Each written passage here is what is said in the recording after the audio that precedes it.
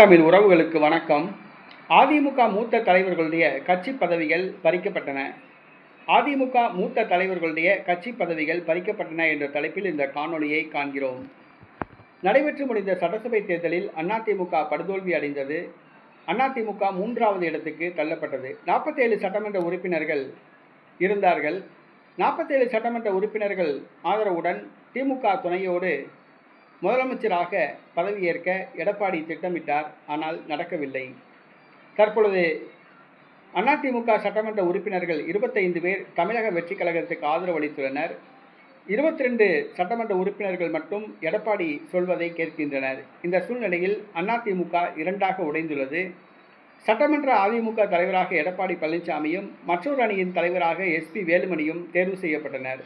இன்று நடைபெற்ற வாக்கெடுப்பில் நம்பிக்கை வாக்கெடுப்பில் ஜோசப் விஜய்க்கு ஆதரவாக எஸ்பி வேலுமணி தலைமையிலான அதிமுக சட்டமன்ற உறுப்பினர்கள் 25 பேரும், எதிராக எடப்பாடி பழனிசாமி தலைமையிலான சட்டமன்ற உறுப்பினர்கள் 22 பேரும் வாக்களித்தனர்.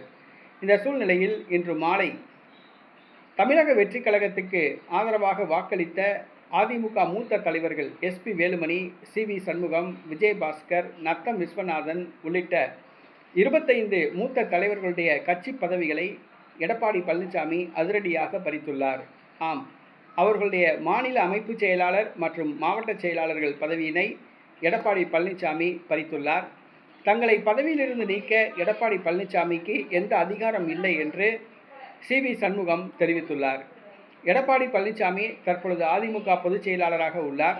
இரட்டை இலை சின்னமும் அதிமுக கொடியும் அவர் வசம் உள்ளன.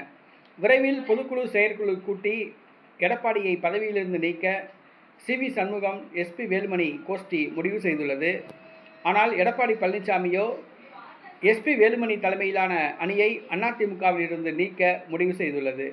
இந்த சூழ்நிலையில் அதிமுக மேலும் ஒரு பிளவை சந்தித்துள்ளது. தொடர்ந்து 11வது தோல்வியை எடப்பாடி பழனிசாமி பதிவு செய்துள்ளார்.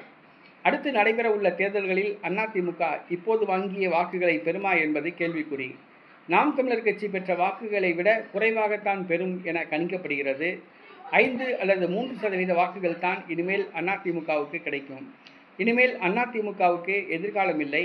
அதிமுக தேர்தலில் போட்டியிட்டால் கட்சி வேலை பார்க்க கூட ஆள் கிடையாது. பூத் ஏஜென்ட் போடுவதற்கு கூட ஆள் கிடையாது. பிரச்சாரம் செய்யக்கூட ஆட்கள் வரமாட்டார்கள். அதிமுக தொண்டர்கள் படிப்படியாக தமிழக வெற்றிக் கழகம் மற்றும் நாம் தமிழர் கட்சியில் இணைந்து வருகிறார்கள். அதிமுக அதாள பாதாளத்துக்கு சென்றுள்ளது. இந்த சூழ்நிலையில் தேர்தல் தோல்விக்கு பிறகு மேலும் ஒரு பிளவு அதிமுகவில் ஏற்பட்டுள்ளது.